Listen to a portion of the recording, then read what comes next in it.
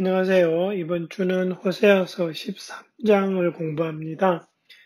대략 이 내용을 보니까 크게 이렇게 제가 설명할 부분이 없는 것 같아서 그냥 1절부터 16절까지의 그 전체 단락을 공부하는 교환에다가 이렇게 다 넣어 놓았습니다. 그래서 그걸 일단 한번 읽어 보시면서 내용을 한번 살펴보시는 게 좋을 것 같고요. 하나하나 이렇게 좀 살펴보자면 그 13장 첫째 1, 2, 3절을 보시면 이 이스라엘의 그 과거, 현재, 미래의 상황을 갖다가 이 1, 2, 3절이 이야기를 하고 있습니다.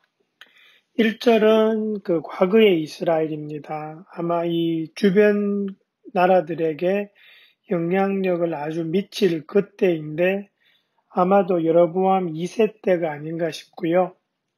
그때는 참 이스라엘이 소위 말해서 잘 나가던 시절이라 이거죠.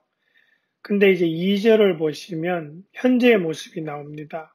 그들은 뭘 하고 있냐 하니까 언을 녹여 거푸집에 부어서 우상을 만든다. 그렇게 하면서 신상을 만들고 그 우상 앞에다가 절하고 제사하는 그러한 것이 지금 이스라엘의 현재 모습이다라는 것을 이야기하고, 그러면서 3절은 미래의 모습입니다.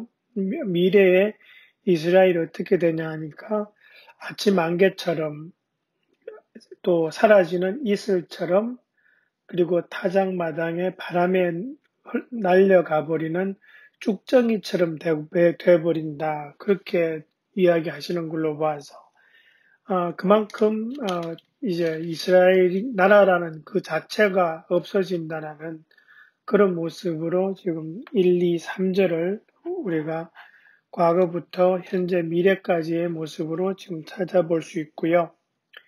그 다음에 한 가지는 13장 2절은 보시면 이 해석이나 번역이 상당히 좀 여러 번역본에 따라서 좀 다릅니다.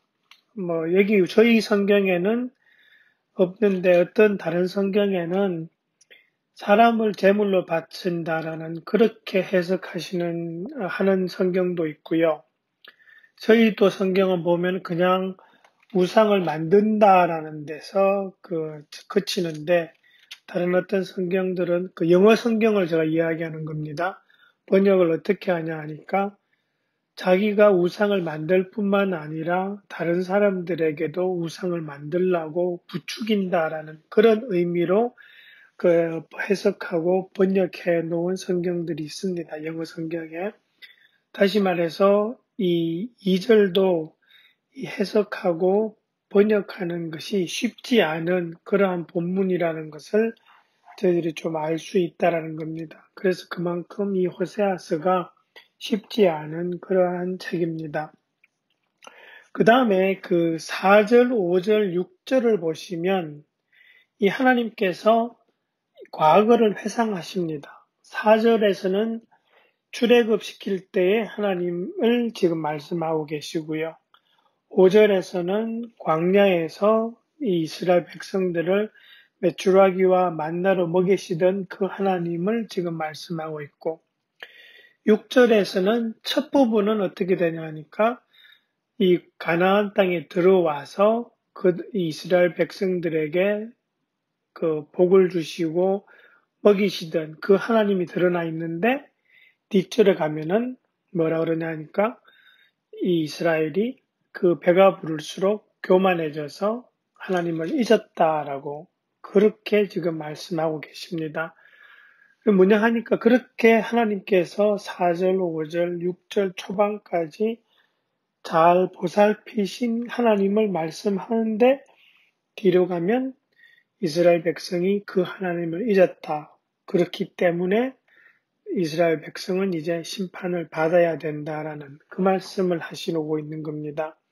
근데 심판을 어떻게 하시냐 하니까 아주 좀 심하게 하시는 것 같아요. 뒤에 보시면 사자처럼, 표범처럼, 새끼 빼앗긴 암곰처럼 그들에게 달라들어서 갈기갈기 찢어진다라는 그 말씀을 하세요. 그만큼 하나님께서 아주 적대적으로 이스라엘을 심판하시겠다라는 말씀을 비유를 들어서 지금 설명하고 계시고 있는 겁니다. 그 다음에 그 9절은 그냥 하나님 심판에 대한 아주 간단한 요약입니다. 너네가 나를 대적하니, 그리고 어떤 하나님이냐니까 너를 돕는 하나님, 그러니까 이스라엘을 돕는 그 하나님을 이스라엘 백성이 대적하니까 너희는 이제 망할 수밖에 없다라는 것을 아주 간단하게 말씀을 하고 계시고요. 그 다음에 이제 10절, 11절은 사실은 이건 사무엘상 8장의 그 이야기를 지금 회상시킵니다. 그때 어떻게 되냐 하니까 이 전체 이스라엘 백성들이 하나님 앞에 선지자 대신, 그죠? 사사 대신 우리도 왕을 세워 주십시오라고 그렇게 부탁합니다. 그때 이제 사무엘이 그러죠. 하나님 이 백성들이 저를 무시합니다. 저를 따르지 않습니다라고 그렇게 이야기하니까 하나님이 하시는 말씀이 너를 따르지 않는 것이 아니라 나를 무시하는 거다라고 그렇게 하시면서 내 통치를 저들이 받지 않겠다는 뜻이다라고 그렇게 말씀하세요.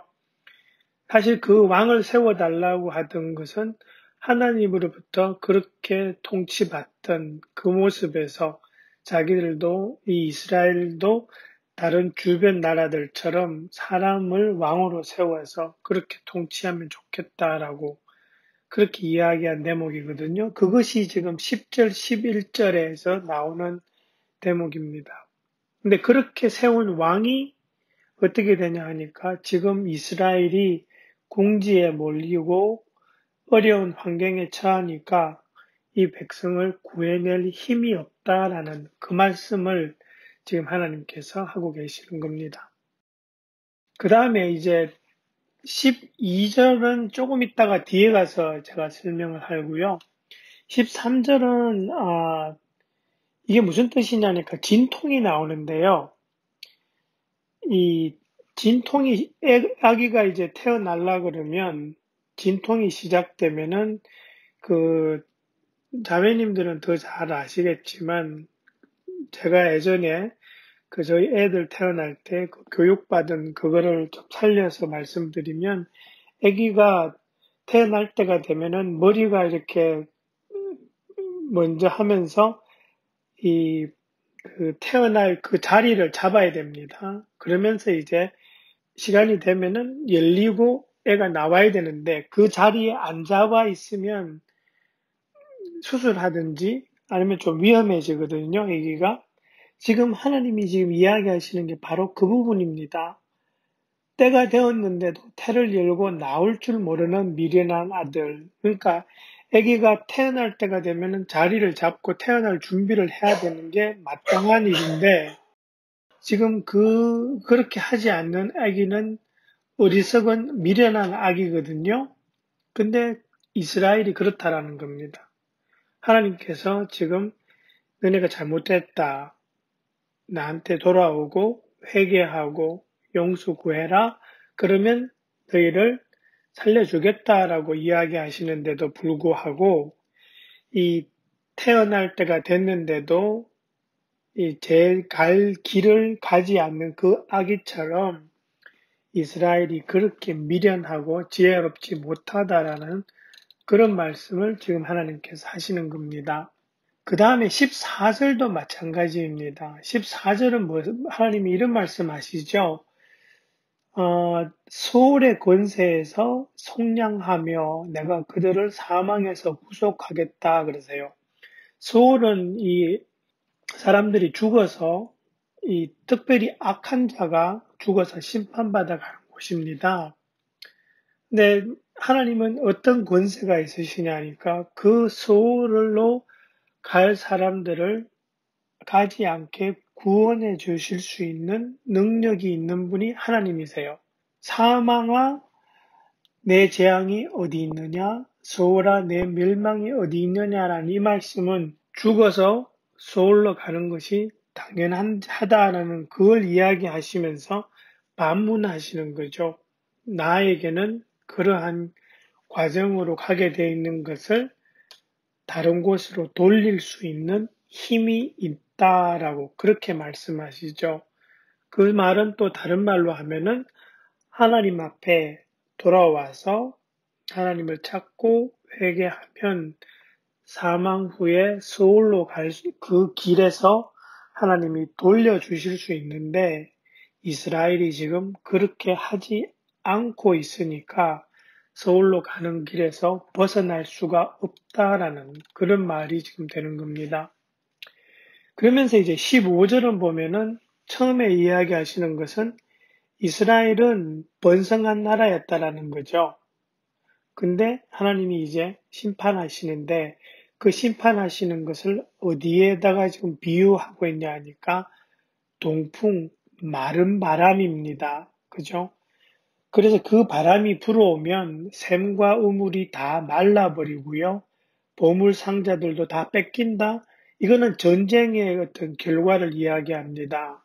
다시 말해서 동풍이 불어와서 다 마르게 해서 사람들이 먹을 것이 없는 그런 상황이 되게 하시든지 아니면 전쟁을 통해서 공격받아서 다 망하든지 하여튼 그 비슷한 상황이 되죠.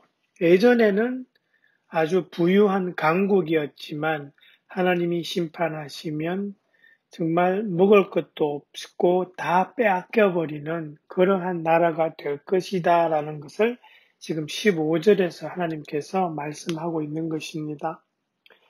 그러면서 우리가 또 그 16절을 이렇게 보시면은요, 16절 처음 부분은 조금 다른 내용이지만 뒷부분은요, 어떻게 되냐니까 사람들은 칼에 찔려 쓰러지고 어린아이들은 박살나고 아이 벤 여인들은 배가 찢길 것이다. 이 뒷부분은 16절의 뒷부분은 전쟁의 결과를 가리킵니다. 그러니까 이 호세아는 지금 이 전쟁이 누구와의 전쟁인지는 지금 말하고 있지 않은데요. 단지 그 결과만 보여줍니다. 사람이 칼에 찔려 쓰러지고 그 다음에 아이들과 아기 벤 여인들이 처참하게 죽는 모습을 그리고 있습니다. 그것이 이제 이스라엘이 맞이하게 될 운명이라는 거죠.